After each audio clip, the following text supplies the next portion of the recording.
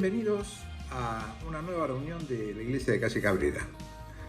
Qué lindo poder encontrarnos todos juntos para abrir la palabra de Dios.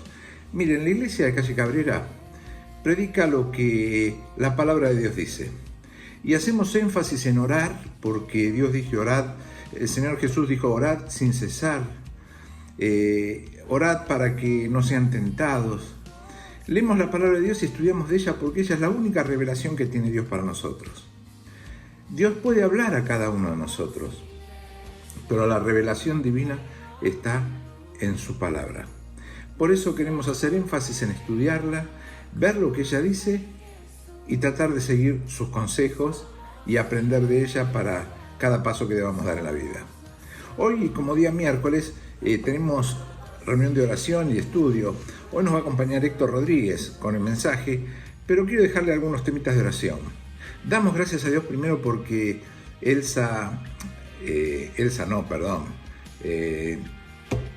Elena Monzón, a cierta edad producen algunos baches. Elena Monzón fue operada, salió bien, se está recuperando. Sigamos orando por ella. Sigamos orando por Sarita Telmo, que el domingo escuchamos que se fracturó un huesito. Ella es muy bebé, pero bueno, oremos para que el Señor ponga su mano y se recupere en su salud completamente, Sarita Telmo. Y oremos también por Rubén Chesquín. Rubén Chesquín es familiar de la familia Gaetani. Fue asaltado ayer, iba en una moto, le pegaron un tiro en una pierna y su familia no supo nada de él por 16 horas, hasta que lo encontraron en un hospital internado. Así que oremos por Rubén Chesquín, por su salud, por su vida espiritual, por su familia, para que el Señor los conforte, los recupere y también este susto pueda pasar a ser olvidado. Señor, que el Señor pueda obrar en cada uno de ellos. Y también oremos por las actividades que se van a empezar a comenzar desde marzo en la iglesia.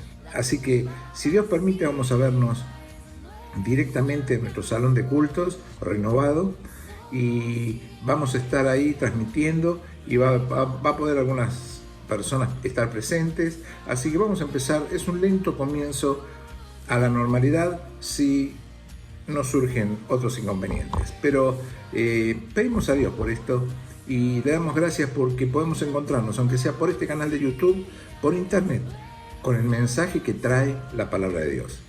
Le damos gracias a los que nos siguen, a los que nos dan palabras de aliento, a los que nos escriben, y queremos decirle de todo corazón, sigan el consejo de la palabra de Dios, no se equivoca, es el camino seguro a una vida eterna. Escuchemos ahora lo que Héctor tiene para cada uno de nosotros. Que Dios nos bendiga. Hola hermanos, ¿cómo están? Espero que el Señor nos esté bendiciendo inmensamente y hoy me gustaría que compartamos un pasaje muy conocido que está en el primer libro de Samuel y vamos a ver un momento crucial en la vida de Saúl.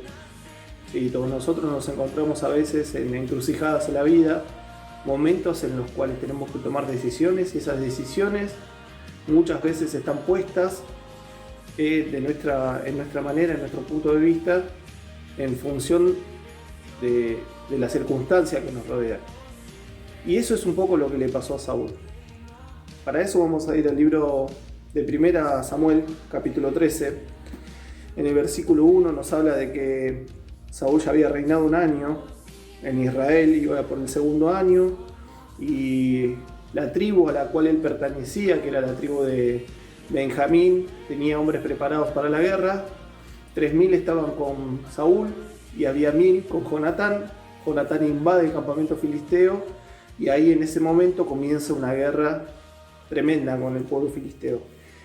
Y el verso 5 nos dice y nos relata lo siguiente.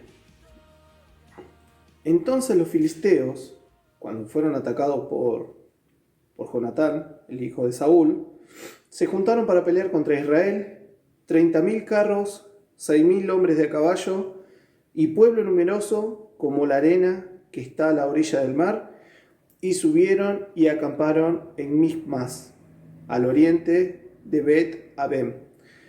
Cuando leemos este pasaje vamos a darnos cuenta que lo que hizo Jonatán fue patear el hormiguero, como nosotros decimos. Entonces, en ese momento, el pueblo de los filisteos estaba mejor preparado y mejor armado que el pueblo de Israel. ¿De dónde surge esto? Vamos a ir a leer adelante en el versículo 19. Y en toda la tierra de Israel no se hallaba herrero, porque los filisteos habían dicho para que los hebreos no hagan espadas o lanzas, por lo cual todos los de Israel tenían que descender a los filisteos para afilar cada uno la reja de su arado, su azadón, su hacha o su hoz. Y el precio era un pin por las rejas de arado y por los azadones, y la tercera parte de un ciclo por afilar las hachas y por componer las aguijedas. Así que el pueblo de Israel se encontraba totalmente desarmado. O sea, pensemos la situación. En este momento, el pueblo de los filisteos estaba mejor equipado y más preparado para la batalla que el pueblo de Israel. Era una situación totalmente adversa para ellos. No solamente eso, sino que dice que tenían carros y tenían caballos, lo cual imposibilitaba en alguna manera la victoria de Israel contra el pueblo de los filisteos. Esto era un suicidio, realmente era una situación muy compleja la que ellos tenían que enfrentar. Y entonces en este momento nos da la palabra de Dios el contexto en el cual se encontraba el pueblo de Israel. Ellos no tenían herreros, con lo cual no podían ellos disponer de armas para poder hacer frente a los filisteos. Y en ese contexto, cuando el pueblo de Israel empieza a ver el ejército de los filisteos, empieza a ver cómo estaban preparados, cómo estaban equipados y que ellos no tenían las armas para poder defenderse, en el verso 6 dice que los hombres de Israel vieron que estaban en estrecho, porque el pueblo estaba en aprieto. Se escondieron en cuevas, en fosos, en peñascos, en rocas y en cisternas.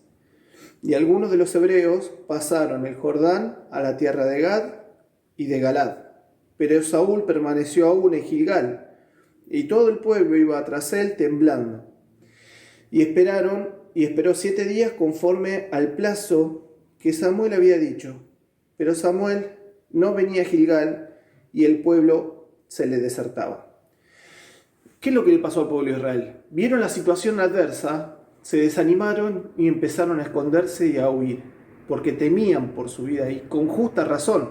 Si nosotros apelamos a la lógica humana, lo más lógico que tenía que haber hecho Saúl en ese momento era decirle a los filisteos: perdónennos, muchachos, nosotros vamos a pagar lo que corresponde del daño que generamos y vamos a ser sus siervos.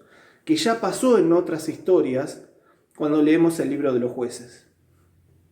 Pero en este momento dice que Saúl permanecía firme y Samuel le dijo: espérame acá 7 días. Pero el pueblo empezó a desertar. Y esto, hay 2 situaciones. Primero vamos a ver la mirada del pueblo. Segundo vamos a ver la mirada de Saúl. Y por último vamos a ver la mirada de Dios, por medio de su profeta que era Samuel. Primeramente el momento del pueblo. El pueblo se sentía totalmente compungido y afligido. Y esto nos habla justamente de la falta de liderazgo que tenía Saúl propio. Realmente nosotros tenemos que entender que el liderazgo sólido viene del Señor Jesucristo. El liderazgo de cada uno de los hijos de Dios viene del Señor Jesucristo. Si bien también las autoridades que el Señor estableció, las iglesias, son las que nos presiden y las que nos llevan a la victoria, es necesario que nosotros cultivemos una dependencia plena con Cristo. Y esa dependencia plena nos tiene que llevar a una confianza en el poder del Señor. Nosotros hoy no peleamos, como lo hacía el pueblo de Israel, con situaciones en donde ponemos en riesgo nuestra vida. Pero sí nos enfrentamos con diferentes situaciones que nos rodean en la sociedad que vivimos. No es descabellado pensar que hoy las batallas surgen desde otro lugar. Ya no surgen desde el lugar, digamos, de la guerra y del conflicto, sino que surgen desde los argumentos que nosotros podemos desarrollar.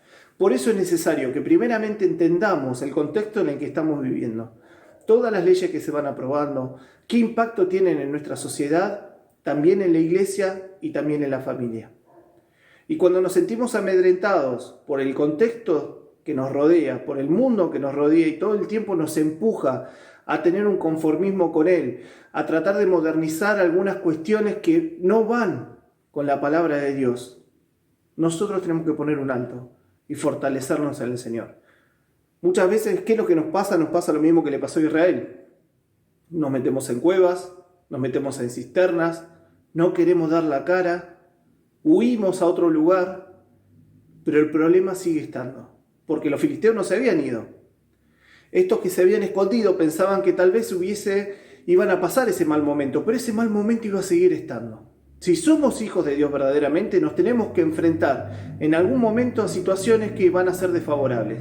Nos vamos a encontrar con un contexto hostil y un contexto que no va a creer lo mismo que nosotros. Y nosotros tenemos que estar preparados para dar razón de fe. Cristo tuvo que plantarse un montón de veces ante situaciones de los religiosos de su época. Pedro, en los discursos que él daba, en los primeros capítulos, de hecho, de los apóstoles, nos vamos a encontrar que era muy cuestionado, primeramente porque no tenía letra, y segundo, justamente porque su oficio era un oficio del vulgo. Pero la capacidad y el poder que él ejercía era por medio del Espíritu Santo. Si nosotros pudiésemos ver, hermanos, que nosotros somos templo del Espíritu Santo de Dios y que Él obra dentro de nosotros para hacer su voluntad y para hacer su obra, nuestras vidas serían diferentes y de victoria. No hubiésemos desertado como lo hizo el pueblo de Israel. Pero hoy muchas veces vivimos huyendo de las situaciones que tenemos que enfrentar. Primera mirada, la situación del pueblo de Israel. Segunda mirada, Dios le dijo a Saúl, por medio de Samuel, espérame 7 días. Pero él, como estaba listo para la guerra y los filisteos apremiaban y seguramente decían cosas, él se encuentra en una situación de estrecho. El pueblo que estaba con él se empezaba a huir. Fíjense que cuando acompaña al pueblo a Saúl, el pueblo tenía miedo, no iba convencido en ese liderazgo. El pueblo tenía temor de ir para adelante. Y en ese momento, cuando Saúl se ve en aprietos, ¿qué idea tuvo? Verso 9. Entonces dijo Saúl, traedme el holocausto y ofrenda de paz, y ofreció el holocausto. Y cuando él acabó de ofrecer el holocausto, he aquí Samuel que venía, y Saúl salió a recibirle para saludarle. Fíjense una cosa, ¿cuántas veces nos pasó a nosotros encontrarnos en una situación que tenemos que tomar decisiones? La mejor decisión que nosotros podemos tomar es la de esperar. Pero no esperar cualquier cosa. Esperar en la confirmación de Dios para nuestra vida. Claramente, el contexto donde estaba rodeando a Saúl, Saúl se sentía totalmente en aprietos. porque el pueblo se me va, cada vez somos menos, los filisteos están preparados para la guerra, nosotros solamente tenemos herramientas de campo para salir a pelear, y ellos tienen armas de guerra. ¿Cómo vamos a hacer si nuestra dependencia con los filisteos es total? Y acá viene la mano de Dios. A Saúl le faltó conocer al Dios verdadero. A Saúl le faltó tener una relación personal con Dios. Y lamentablemente muchos de nosotros vivimos relaciones con el Señor mediocres. No conocemos al Señor. Y cuando vemos que el pueblo se desierta, cuando vemos situaciones que son desfavorables a nuestra vida, nos encontramos en momentos que son cruciales, como en el caso de Saúl. Si Saúl hubiese esperado a Samuel, qué distinta hubiese sido la historia de Israel. Pero Saúl tuvo el temor y empezó a tener la acción ante la situación adversa. Y eso es lo que nos pasa muchas veces a nosotros. El contexto que nos rodea es desfavorable y tratamos de buscar una solución por medio de nuestra expertise. ¿Cuál era la solución de Saúl? Ocupar el lugar que tenía Samuel. Él solamente tenía que esperar. Hay una frase que me quedó de Alonso que me encanta. Él dice, es fácil escoger entre lo bueno y lo malo, porque lo malo lo vemos siempre. Pero escoger entre lo bueno y lo bueno es poder discernir la voluntad de Dios, entender lo que Dios quiere para mi vida. Eso es difícil. Entender lo que Dios quiere para mi vida es complicado. ¿Por qué? Porque aunque yo veo que estoy rodeado de enemigos, mi confianza está en el Señor. Mi confianza sigue estando en Cristo. Y sé que Él me va a sacar victorioso. Pero esto es algo que nosotros tenemos que experimentar. Tiene que ser algo que nosotros podamos vivir. No es solamente hablarlo, sino también experimentarlo. Cuando nos encontremos en situaciones difíciles, en que tenemos que tomar decisiones, esperemos en el Señor. A veces serán 7 días, a veces serán meses, pero el Señor nos va a confirmar su voluntad si nosotros estamos dispuestos a hacer la voluntad de Él. Entonces vimos la mirada del pueblo huyendo ante las adversidades.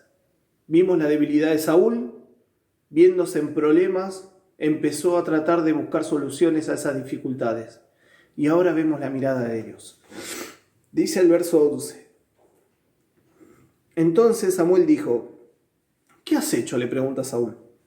Y Saúl respondió, porque vi que el pueblo se me desertaba y que tú no venías dentro del plazo señalado y que los filisteos estaban reunidos en Misma. Me dije, ahora descenderán los filisteos contra mí a Gilgal, y yo no he implorado el favor de Jehová. Me esforcé pues y ofrecí el holocausto. ¡Paf! Solución de Saúl. Vos no venías, vos te tardabas, y la verdad, había que hacer algo. Entonces me esforcé y ocupé el lugar que no me correspondía. ¿Qué es lo que dice Samuel? Dijo Samuel, verso 13, locamente has hecho. No has guardado el mandamiento de Jehová tu Dios, que Él te había ordenado, pues ahora Jehová hubiese confirmado tu reino sobre Israel para siempre. Otra historia de Israel. Nos damos cuenta que este momento es un momento crucial en la vida de Saúl. Si él hubiese esperado en la voluntad de Dios y él hubiese esperado que venga Samuel, ¿qué hubiese pasado? No íbamos a hablar de David, íbamos a hablar del rey Saúl. Qué cambio de paradigma que el Señor nos da. Y no fue culpa de Dios, sino que fue la carnalidad de Saúl. Nosotros muchas veces pensamos que hacemos la obra de Dios cuando estamos haciendo la obra de la carne. No tenemos en cuenta a Dios y hay que reconocer esto. Muchas veces hacemos planes, planificamos, hacemos actividades, pero no es el Señor el que es glorificado, sino que nosotros pensamos que estamos haciendo la voluntad de Dios y estamos cometiendo un acto que nos va a marcar para siempre. Cuidado con esto, porque nosotros tenemos que entender que Dios nos llama a ocupar lugares específicos dentro de su pueblo y nosotros tenemos planes que Él quiere cumplir con cada uno de nosotros. Todos somos útiles a la obra de Dios. Y si nosotros tenemos momentos de ocio y no estamos cumpliendo alguna actividad, es porque nosotros no estamos dentro de la voluntad de Dios y de lo que Dios quiere que nosotros ejerzamos en la iglesia. Pero este es un claro ejemplo de hacer la obra de Dios en la carne. Las consecuencias, ¿cuáles fueron? Dios levantó otro rey. Fíjense, verso 14. Mas ahora tu reino no será duradero. Jehová se ha buscado un varón conforme a su corazón, al cual Jehová ha designado para que sea príncipe sobre su pueblo, por cuanto tú no has guardado lo que Jehová te mandó. Y acá quiero dejar el mensaje por el momento, pero quiero que meditemos en lo siguiente, hermanos. ¿Quién era ese hombre conforme al corazón de Dios? ¿Saben cuál es una de las cosas que más temo yo en mi vida espiritual? Ser como Saúl. Que Dios tenía grandes planes para mi vida. Pero ¿saben qué? Como yo no estaba preparado para obedecer la voluntad de Dios, Dios se valió de un siervo conforme a su corazón. Quiero que pensemos en esto, porque es importantísimo entender que nosotros a veces queremos generar cambios en la congregación o en nuestra vida personal y secular que van en contra de la palabra de Dios. Tenemos que conocer a Dios. Dios le dijo a Saúl, espérame. Dios nos dice a nosotros, conóceme. Porque si nosotros conocemos la palabra de Dios, no vamos a caer en los errores y en las cosas que le pasaron a Saúl. Si hay un temor verdadero en los hijos de Dios, como dice Proverbios, vamos a ser sabios. Pero ¿a quién hay que temer? al Señor. Hay que tener temor de Dios y saber esperar y tener una confianza plena en lo que Él puede hacer por cada uno de nosotros. Quiere el Señor que nos ayude a pensar en esto. Fíjense una cosa, Saúl perdió la posibilidad de ser lo que Dios quería para él y se valió de otro siervo conforme a su corazón. Quiere el Señor que nosotros podamos tomar todo el galardón. Si hubieron caídas, si hubieron situaciones desfavorables que nos apartaron del camino, siempre estamos a tiempo de volver. ¿Cuándo se van a acabar las posibilidades? Cuando estemos con el Señor. Cuando estemos con Él, el Señor va a mirarnos con los ojos de llama de fuego y nuestras obras van a ser probadas. Y en ese momento recibiremos recompensa o recibiremos pérdida. Pero tengamos temor de Dios y tomemos las decisiones que el Señor quiere para nuestra vida. Que Dios los bendiga.